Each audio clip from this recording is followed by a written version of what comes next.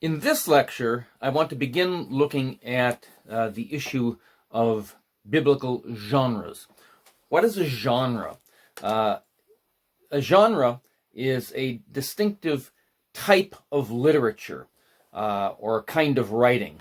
And different genres are recognizable by certain formal criteria, such as the style, tone, patterns of using language, content, and so on.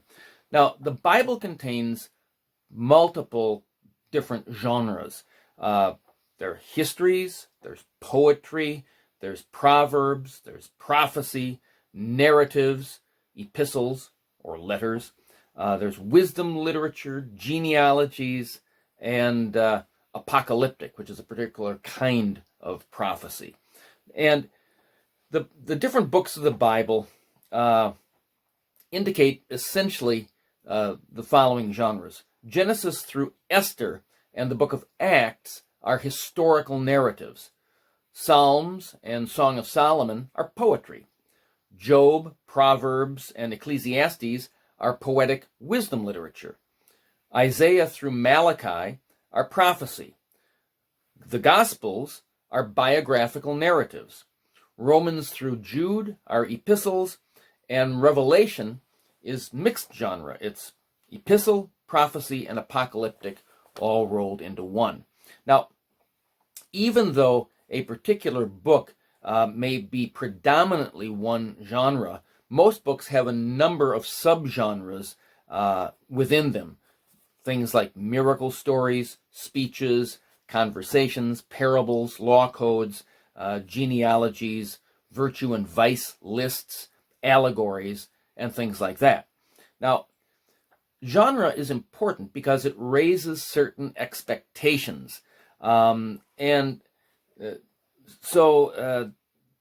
that's because certain conventions dominate different genres. And this affects our interpretation because each genre has its own conventions. To interpret poetry as if it were law could lead to serious doctrinal error.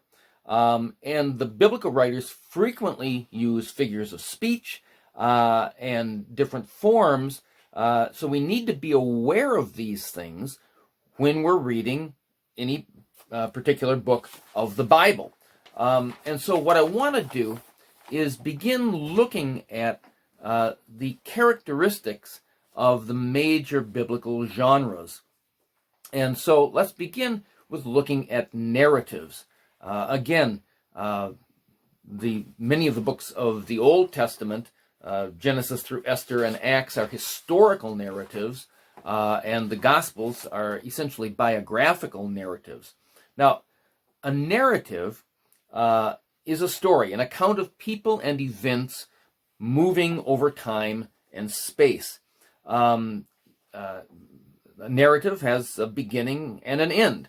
And the narratives include those elements that the author thinks are important. And so narratives make what things that are abstract, theological ideas, doctrines, concrete and personal. And so narratives help us see the truth applied in ways that a mere statement of doctrine does not do. And now the narratives in the Bible exist for a purpose, to communicate a message, even though the narrative itself may not be explicitly doctrinal. Nevertheless, everything is in the Bible, including the narratives, for a point. Now, we need to understand, in the Bible, nothing just happens on its own. Whenever we read a narrative in the Bible, we need to think theologically, because ultimately, biblical narratives are about God. God is the one who is driving the narratives, driving the biblical story.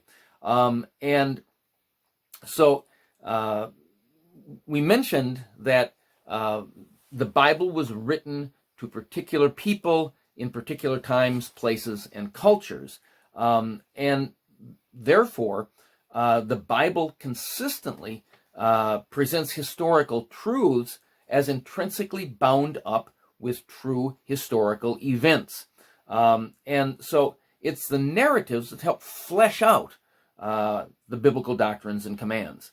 Now, we need to understand that the Bible is true history, but the history is selective. It's theologically selective. For example, the 335 years between Jacob's death and Moses' birth are omitted, whereas the 40 years in the wilderness are covered in the books of Exodus through Deuteronomy. 125 chapters deal with those 40 years. And so what may be important to secular historians may not be important to biblical writers, and vice versa. But again, the biblical writers select events and narrate events for theological reasons.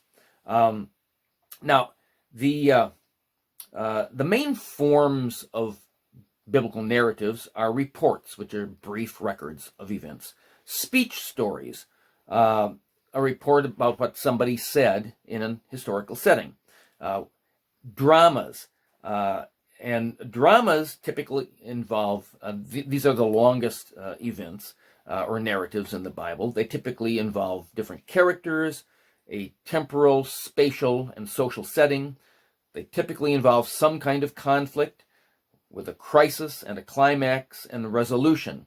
Now, in biblical narratives, particularly the longer stories, the historical dramas, details in the biblical narratives tend to be rather minimal, and therefore any details that are given are important. Biblical narratives are not like modern novels. Modern novels tend to be very detailed in their description of the background of events and so on and so forth, in their descriptions of how people are thinking and so on. Biblical narratives are not like that. They're fairly sparse in terms of detail. But in biblical dramas or narratives, the characters are the key. And typically in biblical narratives, there will be a protagonist, the central character who's indispensable to the narrative and the plot. Then there's oftentimes an antagonist, the main adversary. And then there are characters called foils, characters who heighten the central character by providing a contrast or parallel. So for example, in 1 Samuel 25, David is the protagonist, Nabal is the antagonist, and Abigail is the foil. And so now dialogue, in biblical narratives, dialogue is very important and may demonstrate the author's theme. And so we need, when we're reading a biblical narrative, one should concentrate on the speeches of the characters. Now, just I mentioned in an earlier lecture that the primary or basic unit of meaning in the Bible is not the verse, but the paragraph. Well, just as the paragraph is the basic unit for analyzing most prose, in dramatic narratives, the episode is the basic unit for analysis. An episode is a chain of events which are related, having the same location, time, and major participants. And so typically in a narrative, various things, just like in a play or a TV show, events will happen in one time and place, and then there's a break, and then events move on to another time and place, a new episode. Now, many narratives on their face are ambiguous as to their meaning, and the point may not be explicitly stated. And therefore, it's important in reading biblical narratives to distinguish between what is being described versus what is being prescribed. We talked about the difference between description and prescription in an earlier lecture, and one example that I gave was Gideon's putting out a fleece. Now, that was in the book of Judges. That was part of a narrative, a dramatic narrative. And in the earlier lecture, we talked about the fact that it was described what Gideon did, but that is not a prescription for us to put out fleeces or put conditions on God in what he is asking us to do.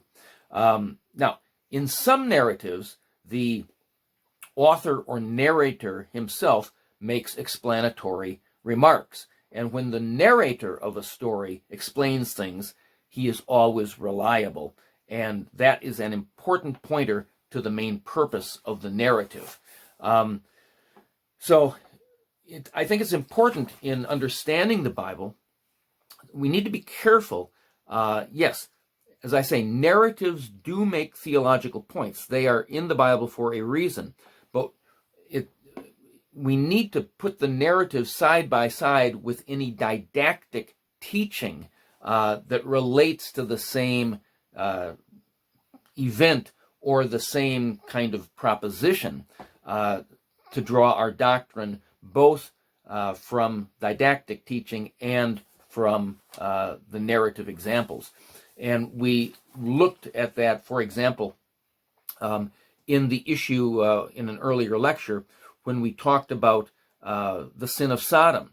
To discern what the true sin of Sodom is, we can't base it just upon one statement that happened in Genesis 19, which again was a narrative of what happened when the two angels stayed at Lot's house.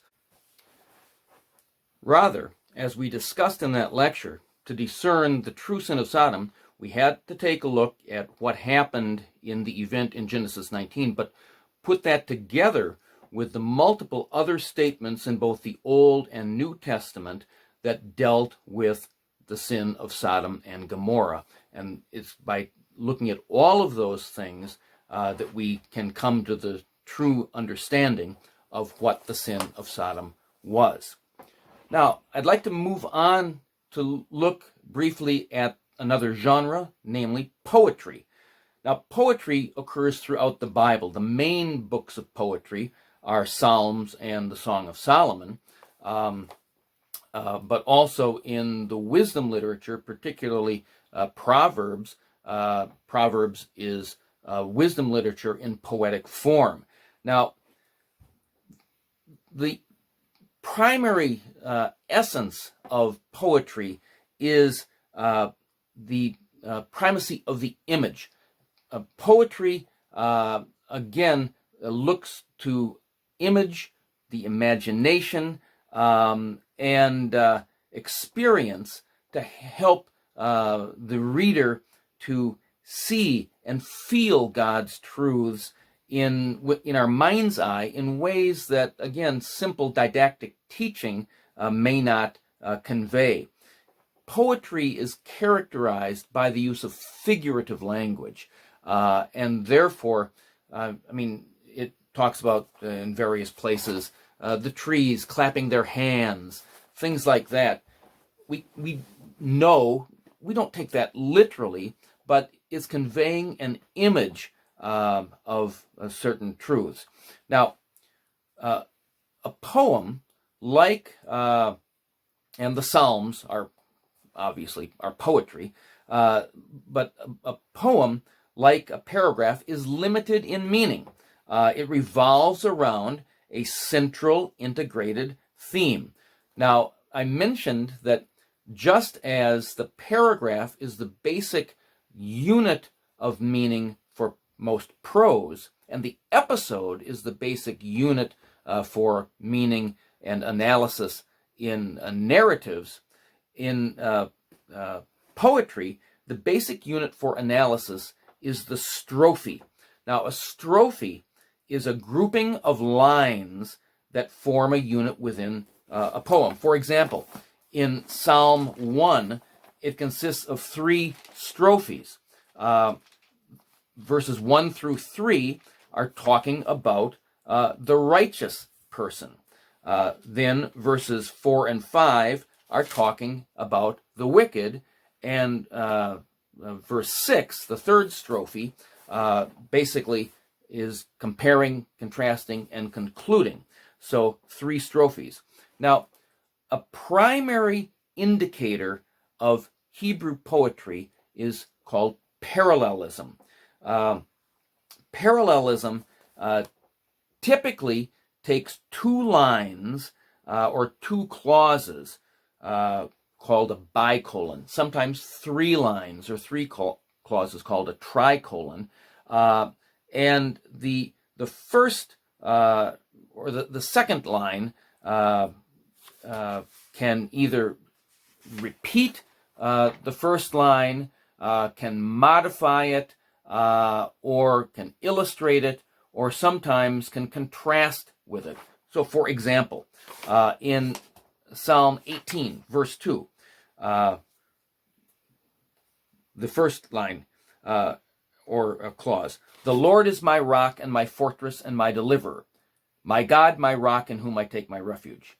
So now, I said in some verses, the 2 lines may contrast. For example, Psalm 1, verse 6, the first clause, "For the Lord knows the way of the righteous." But the second clause, "But the way of the wicked will perish." Now, sometimes the 2 lines, the second one will add to the first. So Psalm 95, verse 3, "For the Lord is a great God." And the next clause, "and a great king above all gods." Now, parallelism is characteristic of most Hebrew psalms, proverbs, laments, blessings, and curses. And since parallelism is a characteristic of Hebrew literary form, it's also found in the New Testament. And so look at the words of Jesus in Matthew 7, verse 17. He's speaking in typical Hebraic form when he says, "Even so, every good tree bears good fruit." But then his next clause, "But the rotten tree bears bad fruit." Or in Matthew 11, verse 30, "For my yoke is easy." Next clause, "and my burden is light." So the Psalms look for this parallelism where the second and sometimes third lines will repeat, add to, modify, illustrate, or contrast with the first line. Very typical of Hebrew thought, and so we find that in the Old and New Testaments. Now, I mentioned the Proverbs, which is part of the so-called wisdom literature. The wisdom literature consists of Job, Proverbs, and Ecclesiastes. The wisdom literature talks about practical realities of life, but looks at life in a way that is contrary to cultural wisdom, because cultural wisdom begins with power, begins with rights, freedom, position, and privilege, but biblical wisdom begins with God, and the focus is on God and trust in God as providing the way to find real life. Now, in both the Old and the New Testament, doctrine is always joined to growing in wisdom. And the wisdom literature helps us grow in our commitment to God, in our character, and in community. Now, Proverbs, I mentioned, is wisdom literature in poetic form. A proverb is a wise saying that expresses what is generally true in life. But it's very important to understand that proverbs are not promises, they are not prophecies, they are not guarantees, and they are not laws. And so, for example, and that's why genre is so important, because Proverbs 22, verse 6 says, "Train up a child in the way he should go, and even when he is old, he will not depart from it."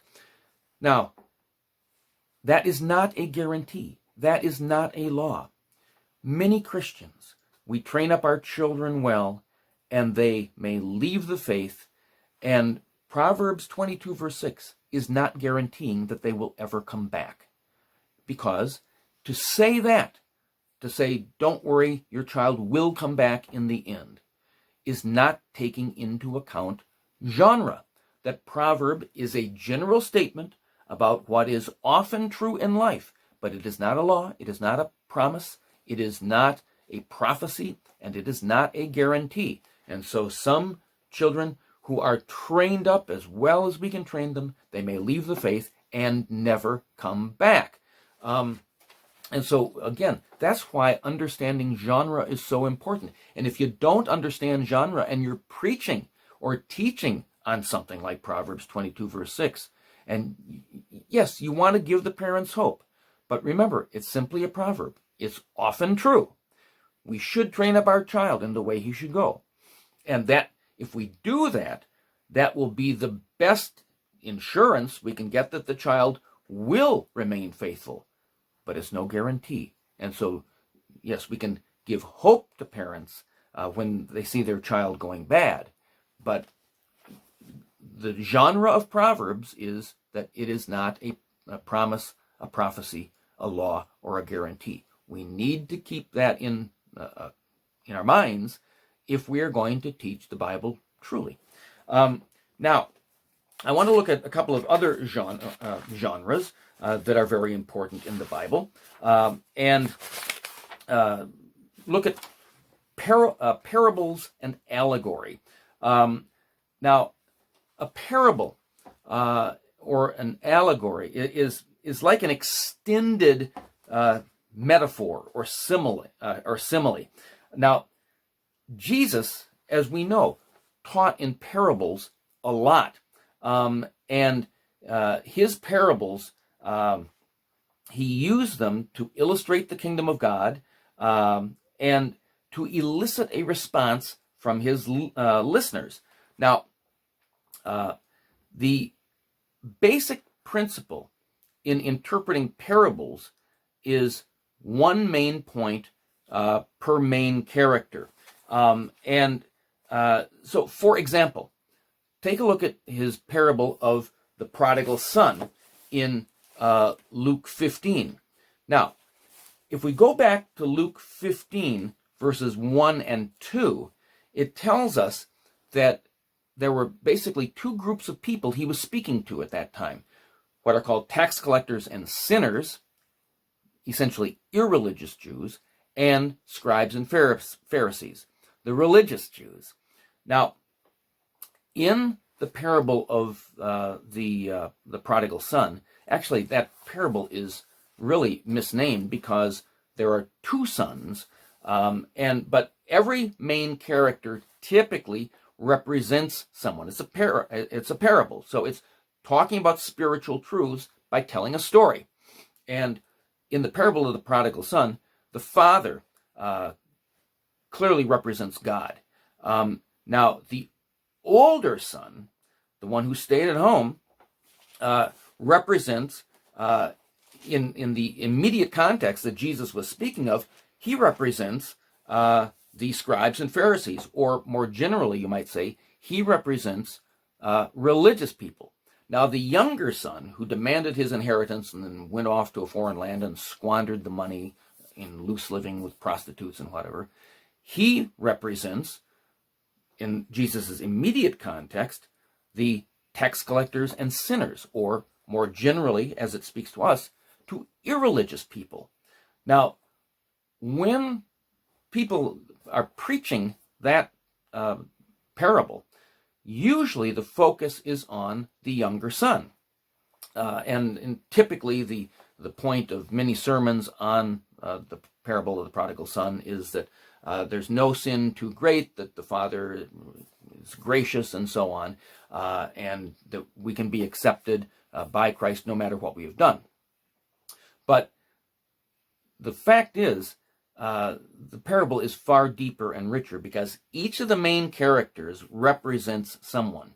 And as we said, the father clearly represents God. And we note when the younger son starts coming back, it's the father who runs out to meet him. The father is taking the initiative. The father did not even let the younger son finish his speech, but he said, no, he clothed him in the robe, bring the ring, kill the fatted calf, and that's parallel to our salvation. It's the Father, it's God who takes the initiative. So the point of the younger son is quite obvious, but as I say, that parable is far deeper and richer than most of us realize, because what it is saying is that there are actually two ways to be far from God. First, you can be irreligious, break all the rules, like the younger son. That we understand. But I think far more important for most churches and for most of us is the fact is we need to look at the older son, because the older son, the parable is saying, you can also be just as far from God by obeying all the rules, by being religious. And you see, that is far more harmful. People like that are far harder. Why? Because they think, I've earned my salvation. How can God reject me? Look at all that I'm doing. I go to church. I pay tithes. I do this. I do that. I'm not like that younger son. They don't see their need for God's grace. And that's exactly what happened in the parable of the prodigal son, because you look at the older boy, he said, when he heard the party going on, they killed the fatted calf, and the older son became angry, and he said to his father, look, for so many years I've slaved for you and never neglected a command of yours, and yet you've never given me a young goat so that I might celebrate with my friends. But when this son of yours came, who's devoured your wealth, you killed the fattened calf for him. You see, the older son was staying at home and obeying all the rules, not because he loved the father, but because he wanted the father's things and what the father would give him. And he was angry with the father. He did not have a heart of compassion towards the younger son. And that is the way with us. He did not see his need for salvation, for God's grace. And so at the end of the parable, it is the younger son who is back in the kingdom. The older one is outside. And most of our churches, yes, we have some people who had been like younger sons, prostitutes or drunkards or drug addicts or thieves or whatever. But there's not that many people like that. Many, many people are like the older one. They're religious, they're respected, and they're respectable, and they claim to be born again, but are they really? So, parables can tell these spiritual truths in very important ways in story form. And the last genre I want to look at in this lecture is epistles. Now, epistles, another fancy word for letters, were written to specific churches or groups of churches or to specific individuals. And they are what is known as occasional letters, meaning that they were written as a result of and deal with some particular event, occurrence, problem, or circumstance that occasioned them. Now, first century letters typically begin with a prescript that goes essentially from A to B, greetings. And so that is true of the epistles in the New Testament. So, for example, in the book of 1 Corinthians, it begins, Paul, called as an apostle of Jesus Christ by the will of God, and Sosthenes our brother, to the church of God, which is in Corinth, to those who have been sanctified in Christ Jesus. Verse 3, grace to you and peace from God our Father and the Lord Jesus Christ. So that's typically the way epistles, it says the name of the author first, who he's writing to second, and then some form of greeting. And that shows that the book of Revelation is an epistle. And we see that in Revelation 1, verse 4, where John says that John, To the 7 churches that are in Asia, grace to you and peace. So and epistles now were intended to be understood by their original readers. Epistles are the primary didactic or teaching genre of the Bible. They teach us not only what to believe, but why to believe it and how to apply what is taught. Epistles, in many ways, are more systematic or based on rational and logical argumentation than the other genres, but they're not purely systematic, logical, theological treatises. They contain elements of the other genres as well. So that's why, we look at these different genres that help us see theological truths in different ways. We see them, the theological truths and things that we should do and shouldn't do, acted out in narratives. The poetry appeals to our imagination, and wisdom literature shows how we should live with as wise people who are under the guidance of God. In the next lecture, I want to talk about the genre of prophecy and apocalyptic.